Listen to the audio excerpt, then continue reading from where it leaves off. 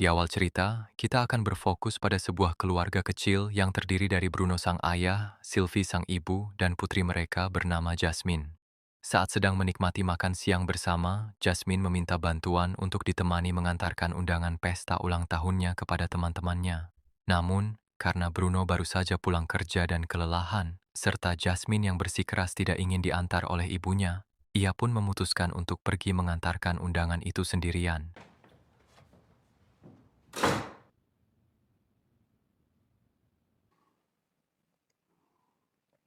Ketika di waktu sorenya, Bruno dikejutkan oleh kedatangan teman sekelas Jasmine yang berniat mengantarkan buku tugas karena sore itu Jasmine tidak hadir di sekolah. Penasaran dengan kemana anaknya pergi, Bruno mulai mencari dan segera menghubungi pihak sekolah. Karena cemas tak ada kabar, Bruno dan Sylvie akhirnya memutuskan untuk meminta bantuan polisi guna melakukan pencarian. Tanpa membuang waktu, Bruno langsung pergi bersama polisi untuk menelusuri jejak putrinya. Di sisi lain, Sylvie memilih bertahan di rumah, menunggu dengan harap-harap cemas, berharap telepon berdering membawa kabar tentang Jasmine. Dan disinilah, harapan Bruno seketika bergejolak saat Pak Polisi menemukan Jasmine sudah tak bernyawa di pinggiran hutan. Namun, pemandangan tragis itu menyimpan rahasia yang jauh lebih kelam. Bukan sekedar tentang kematiannya, namun ada fakta mengerikan tentang siksaan yang dialami anak itu sebelum kematiannya.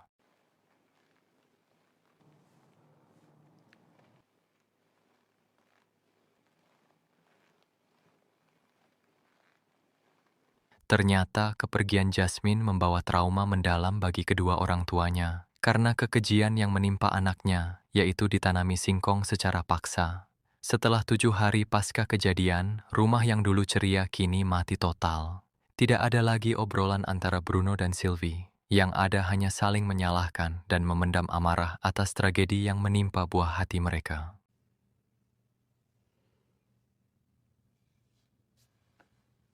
Di hari itu juga, ada sebuah titik balik saat detektif menghubungi Bruno untuk menginformasikan penangkapan si pelaku. Monster yang menghancurkan hidup Jasmine, kini sudah tertangkap dan bersiap menghadapi jerat hukum. Police a trouvé suffisamment d'indices pour pouvoir appréhender un suspect. Menyaksikan wajah si pelaku yang tanpa penyesalan, membuat Bruno dan Sylvie merasa sangat frustrasi. Rasa sakit itu seakan menghujam mereka berkali-kali. Setelah mencoba menenangkan istrinya, Bruno memutuskan untuk mengunjungi tempat Jasmine ditemukan. Ia kemudian meminta izin kepada istrinya untuk berangkat ke rumah sakit, berdalih bahwa kesibukan kerja adalah satu-satunya cara baginya untuk tetap bertahan.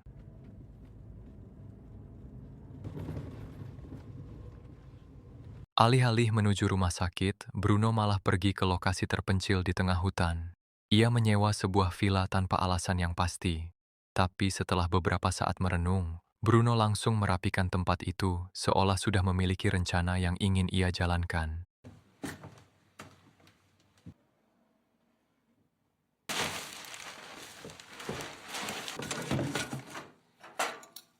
Di villa terpencil itu, rupanya Bruno akan membuat rencana rahasianya.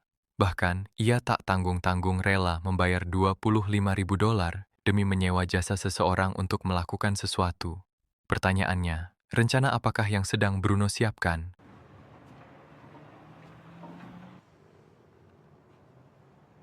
Setelah seluruh persiapannya di villa selesai, Bruno pun kembali ke rumah untuk memeriksa kondisi Sylvie.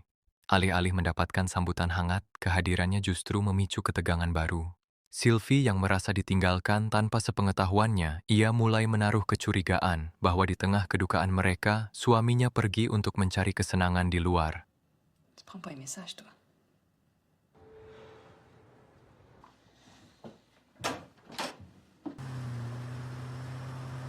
Ketika istrinya sedang tidur, Bruno melancarkan aksi nekatnya dengan membegal polisi yang membawa si pelaku. Tidak diketahui pasti apa yang sudah dilakukan Bruno dan kapan melakukannya terhadap polisi hingga membuatnya pingsan.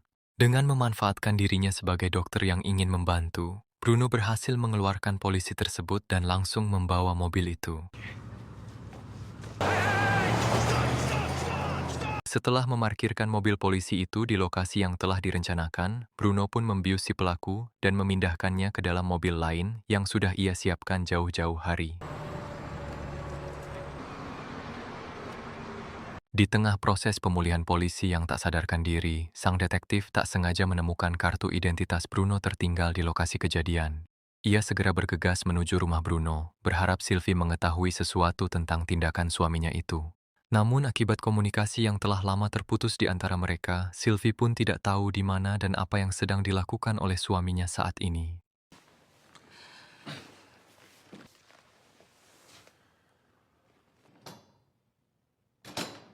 Dan ternyata, alasan Bruno menyewa villa itu akhirnya terungkap. Ia ingin menghancurkan si pelaku dengan tangannya sendiri. Si pelaku itu bernama Anthony, yang saat ini terikat dengan keadaan telanjang dan dibaringkan di atas ranjang. Tanpa basa-basi, Bruno mengambil palu godam dan melayangkan serangan telak ke arah lutut Anthony.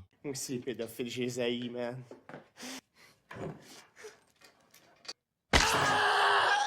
Bruno tampak tenang, dingin, bahkan santai saat menyaksikan Anthony menderita. Ia membiarkannya dalam kondisi tergantung sambil menahan rasa sakit, sementara Bruno hanya menikmati situasi itu tanpa menunjukkan empati.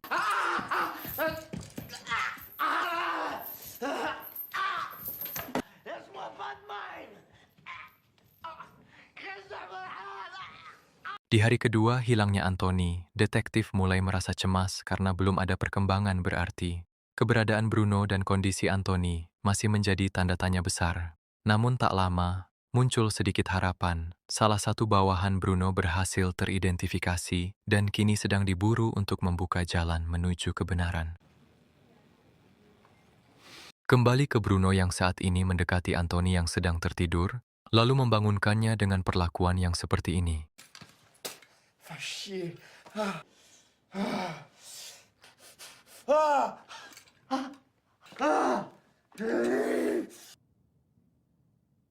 Setelah menemukan bangkai seekor rusa, Bruno membawa sebagian dagingnya untuk diolah sebagai makanan. Meski rasa benci menyelimuti hatinya setiap kali melihat wajahnya, Bruno tetap membiarkannya hidup dengan memberikan makan. Nous n'en savons pas plus pour l'instant.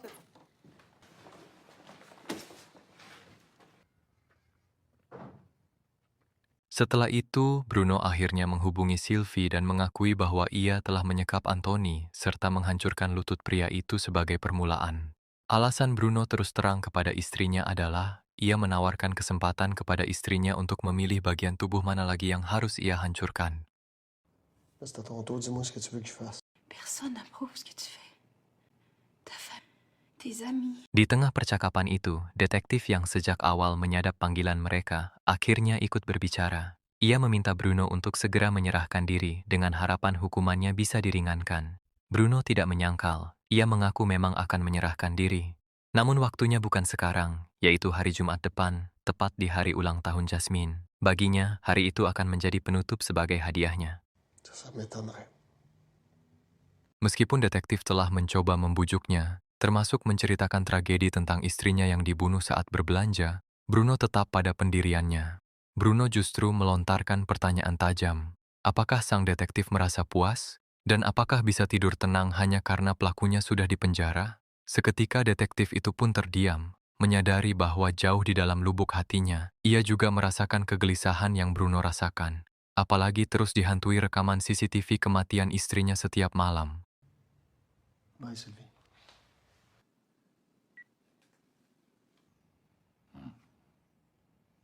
Karena tak adanya jawaban dari si detektif, membuat Bruno tetap fokus pada misinya. Ia pun kembali menghampiri Anthony, kali ini sambil membawa sebuah senjata ingin bermain-main sekaligus menakutinya.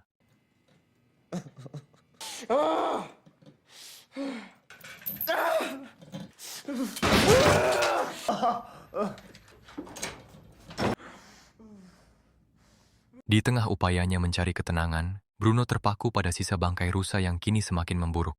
Sehingga pemandangan itu mengingatkannya saat ia menemukan Jasmine yang sudah kaku. Tak kuasa menahan sesak di dadanya, Bruno mulai menyusun batang-batang kayu untuk menutupi bangkai itu. Di saat Bruno masih sibuk dengan rencananya, detektif akhirnya berhasil menangkap dan menginterogasi pria yang diduga sebagai suruhan Bruno. Meskipun mereka mengaku bekerja untuk Bruno, interogasi itu berakhir sia-sia. Si detektif tidak mendapatkan informasi apapun tentang lokasi persembunyiannya, karena Bruno sengaja mempekerjakannya dan hanya bertemu sekali, dan melarang mereka untuk saling mengenal satu sama lain demi menjaga rahasianya. J'avoue que. Il faudrait que j'aille à l'école pour vrai. Setelah menghirup udara luar, Bruno kembali ke dalam villa untuk melanjutkan hiburannya dengan memberikan beberapa cambukan keras kepada Anthony. Meski pemandangan itu membuat siapapun merasa iba melihat penderitaan Anthony, kita perlu mengingat bahwa kejahatan yang ia lakukan jauh lebih keji. Muncul sebuah pertanyaan besar, apakah pembalasan dendam pribadi ini sudah pantas? Ataukah seharusnya semua ini tetap diserahkan kepada pihak berwenang? Entahlah.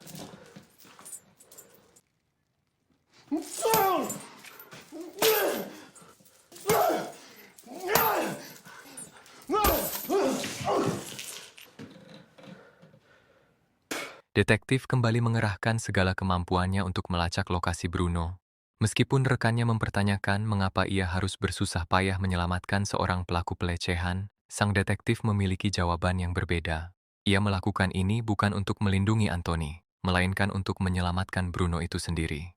Ia tahu jika Bruno sampai melewati batasnya sebagai pembunuh, sisa hidupnya hanya akan dipenuhi penyesalan tanpa ada jalan untuk kembali.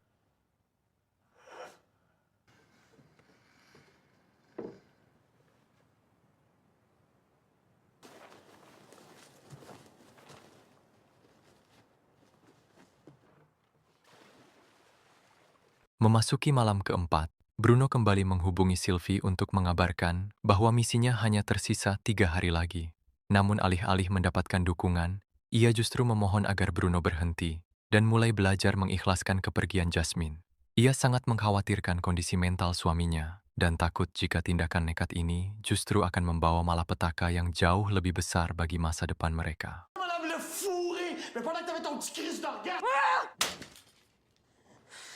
Bruno tentu tersulut emosi menganggap jika Sylvie tak lagi peduli pada anak mereka. Namun tanpa ia sadari jika saat ini Pak Detektif sudah berhasil melacak keberadaan Bruno.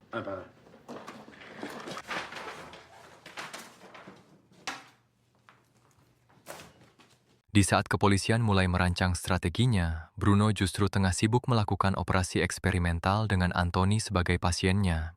Alih-alih memberikan obat bius seperti pada umumnya, Bruno menyuntikkan cairan curare yang berfungsi melumpuhkan seluruh sistem motorik Anthony. Dengan begitu, Anthony sama sekali tidak bisa menggerakkan satupun bagian tubuhnya, namun ia tetap dalam keadaan sadar sepenuhnya untuk merasakan setiap inci rasa sakit yang akan segera Bruno berikan.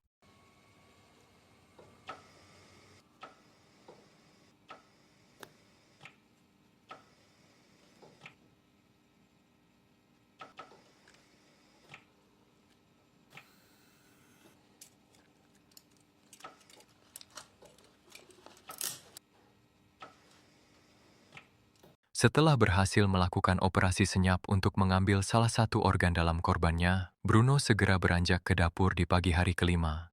Dengan tenang, ia mengolah organ tersebut menjadi semangkuk sup yang aromanya tampak menggoda. Tanpa rasa iba, Bruno kemudian menyajikan hidangan itu kepada Anthony, memaksa pemilik asli organ tersebut untuk menyantap bagian dari tubuhnya sendiri.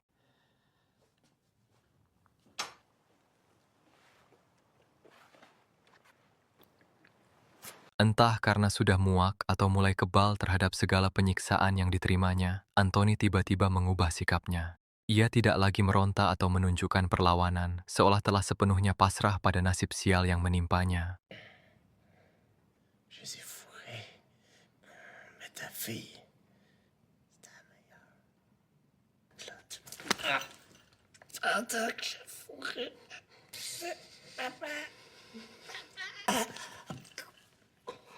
Bukannya merasa puas, Bruno malah naik pitam saat melihat Anthony sudah tak peduli dengan penyiksaannya. Ia merasa permainannya gagal karena sang lawan sudah menyerah pada maut. Dalam puncak amarah yang tak terbendung, Bruno melampiaskan rasa kesalnya dengan menghantam dinding.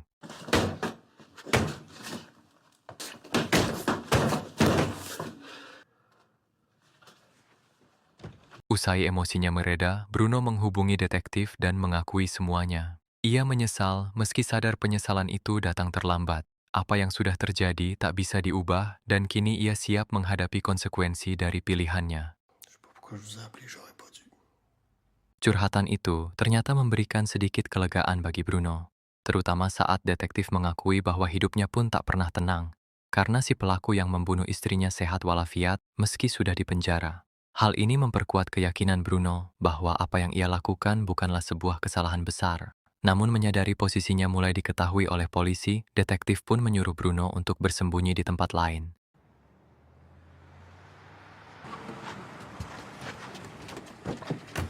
Ternyata, Bruno telah memperhitungkan segalanya dengan matang. Ia sengaja menyiapkan sebuah apartemen kosong sebagai pengecoh pelacakan polisi.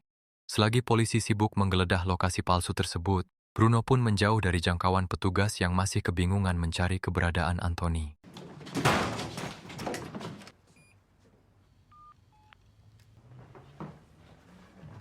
Selagi polisi masih terjebak dalam pencarian itu, Bruno melanjutkan perjalanannya kembali ke villa di tengah hutan. Saat berhenti sejenak di sebuah minimarket, ia bertemu dengan seorang penjaga yang ternyata mengenali identitasnya. Bukannya melapor atau menghakimi, penjaga itu justru memberikan dukungan penuh. Baginya, Bruno bukanlah seorang psikopat keji, melainkan seorang ayah yang sedang menuntut keadilan atas kematian putrinya yang telah dizalimi oleh seorang bajingan. Je sais qui vous êtes.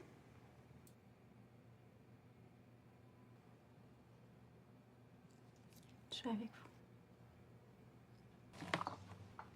Merci.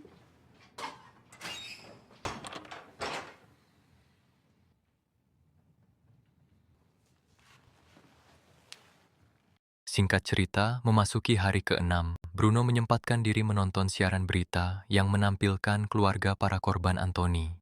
Sebagian besar dari mereka tampak mendukung apa yang Bruno lakukan. Namun, ada satu suara yang tidak setuju, yaitu seorang wanita bernama Diane yang justru menentang tindakan tersebut. Hal itu memicu emosi Bruno. Ia mulai mencari tahu keberadaan wanita itu dan mendatangi kediaman Diane dan menculiknya saat itu juga sebagai target baru.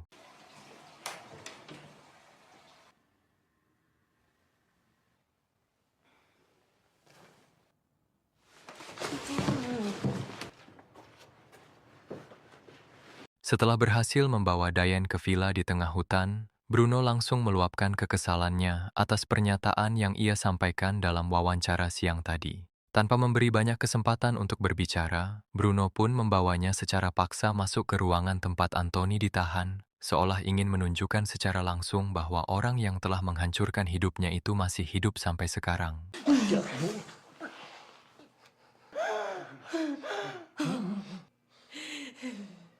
Sambil menyodorkan sebuah palu godam, Bruno menuntut agar Diane melanjutkan tugasnya untuk menghabisi nyawa Anthony. Namun karena Diane bersikeras menolak meski di bawah tekanan, Bruno kehilangan kesabarannya.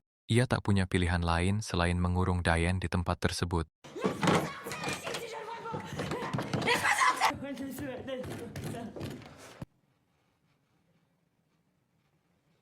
Singkat waktu, Bruno akhirnya mengeluarkan Diane dari ruangan itu untuk diajak bicara. Ia ingin memahami alasan di balik sikap Diane, yang terlihat tidak dipenuhi amarah atau keinginan membalas dendam.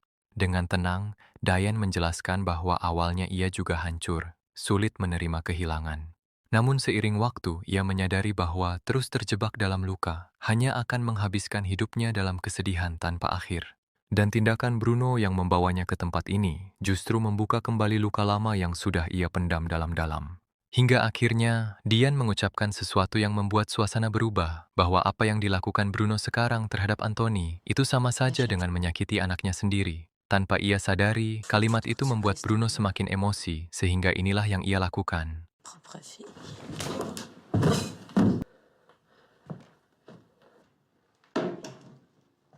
Setelah menghantam Diane hingga tak sadarkan diri, ia lalu membuangnya ke tempat sampah.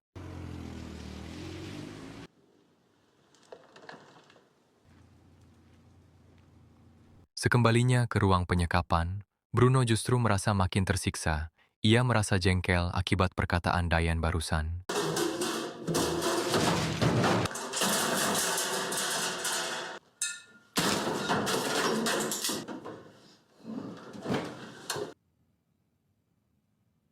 Sementara itu, Diane akhirnya tersadar. Ia berusaha mencari kendaraan untuk menjauh dari tempat tersebut, sekaligus meminta dibawakan ke kantor polisi. Di sana, Ia melaporkan semua yang baru saja ia alami, sekaligus memberikan informasi rinci mengenai keberadaan lokasi Bruno saat ini. Tak butuh waktu lama, kepolisian akhirnya menemukan mobil Bruno yang ditinggalkan di persimpangan jalan. Sementara itu, Bruno mulai berhalusinasi melihat Jasmine hadir di hadapannya. Melihat sang anak tampak kotor seperti di hari kematiannya, Bruno dengan penuh kasih sayang membawanya ke kamar mandi. Sambil membersihkan tubuh anaknya, Bruno terus merintih dengan kesedihannya atas apa yang sudah sang anak alami.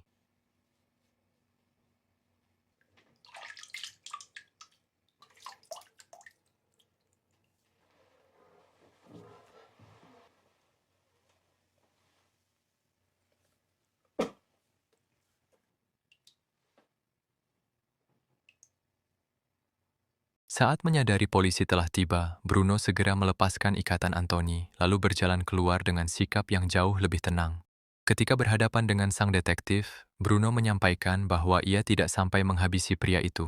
Dengan nada datar, ia menegaskan bahwa hanya ingin memberi pelajaran dengan cara menyembelih batang singkong miliknya.